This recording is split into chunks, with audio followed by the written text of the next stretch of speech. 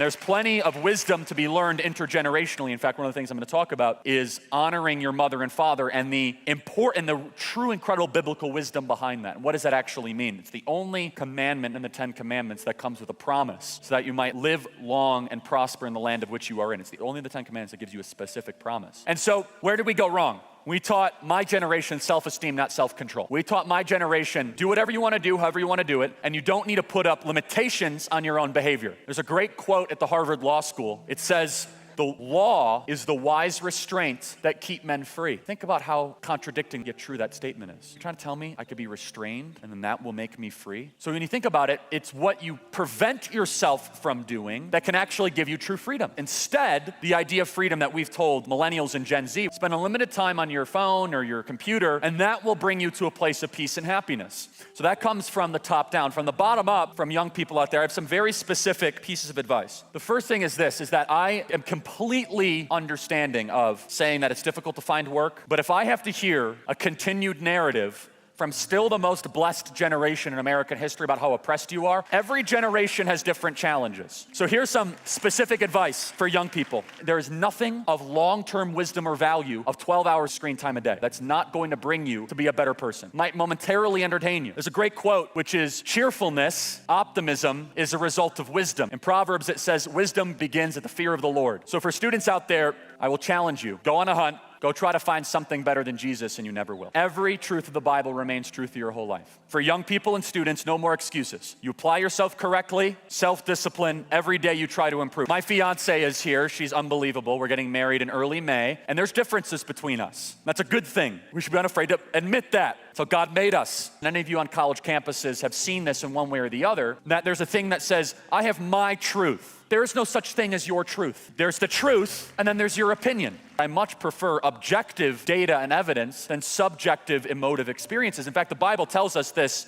clearly. Multiple times the Bible warns us about listening to your heart. How many times have you heard this in society? Follow your heart. In Proverbs it says, Proverbs 28:26, he who trusts in his own heart is a fool, but whoever walks wisely will be delivered. What is wisdom? It's a question that 99% of young people can't answer. Wisdom is the knowledge of things that never change. That's wisdom. There's practical knowledge and there's eternal knowledge. Practical knowledge is who's the governor. Eternal knowledge, those things don't change. So wisdom, there's a whole book dedicated to wisdom, Proverbs, which I tell every young person out there, if you just want to recenter your life and reorient your life, just spend a whole month in Proverbs and apply what it says to your life, truly. All these self-help books, and I think some of them are fine, but most of them are this self-indulgence. The moment that you realize that you actually might be the biggest thing that needs change, not the world around you, it's actually a very releasing feeling. Again, Proverbs says, he who trusts in his own heart is a fool, but whoever walks wisely will be delivered. Your heart will deceive you. God gave us both. Not saying the heart is irrelevant. You need the heart to appreciate beauty and music, romance. Those things are not irrelevant. It's a very bad way to make consequential decisions. I want to talk to you about a crisis that is happening in slow motion in front of us that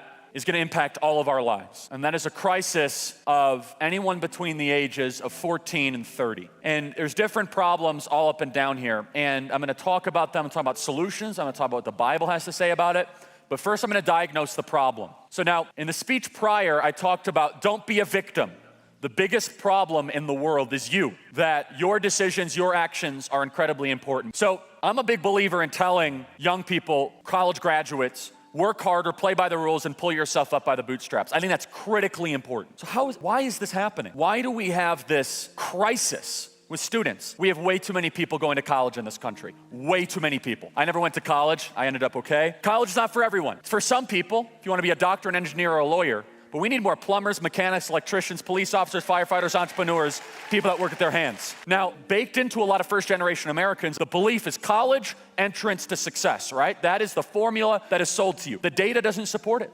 41% of kids that go to college drop out. How many people know someone that dropped out of college and they ended up worse because of it? I want you to imagine a scenario. The scenario is that instead of going to college, immediately you put $200,000 in a moderately managed stock portfolio. You put it away and don't look at it for 4 years. And you go find something, you have a skill. I tell young people all the time, don't follow your heart, don't follow your passion, follow your skill, and eventually you'll intersect your skill with your passion. Find something you're good at, not something you enjoy. I enjoy basketball. It wasn't for me, okay? I'm pretty good, but my skill was communicating, organizing, and I said, that's what I'm good at. The point is that we say, well, I really enjoy 12th century medieval art. Great. What What are you good at? Well, I'm really good at math. Okay, so why don't you go study something where you can find a job? For the young people out there, here's my advice to you. If you go to college, awesome. Do it right, do it quickly, keep your values. Read books of wisdom. Listen to the right things. Stay close to your parents. They know more than you might think. So if you go to college, do it right, do it affordably, do it quickly. But not everyone needs to go to college. Part of what I think God is drawing me to do, I got lucky. I didn't go. I was going to go to West Point, didn't get in. Best thing that ever happened to me. I'm the type of guy that should have went. Eagle Scout, football, basketball captain, good grades. I should have went. I didn't feel right to me at the time. I lucked out. I think part of what God is calling me to do is tell you it's okay if you don't go. I care about your character and I care about your actions far more than I care about your accreditation or what college you went to. Being a Christian is the most important thing in my life. The gospel in 4 words is Jesus took my place. 3 words is him for me. 2 words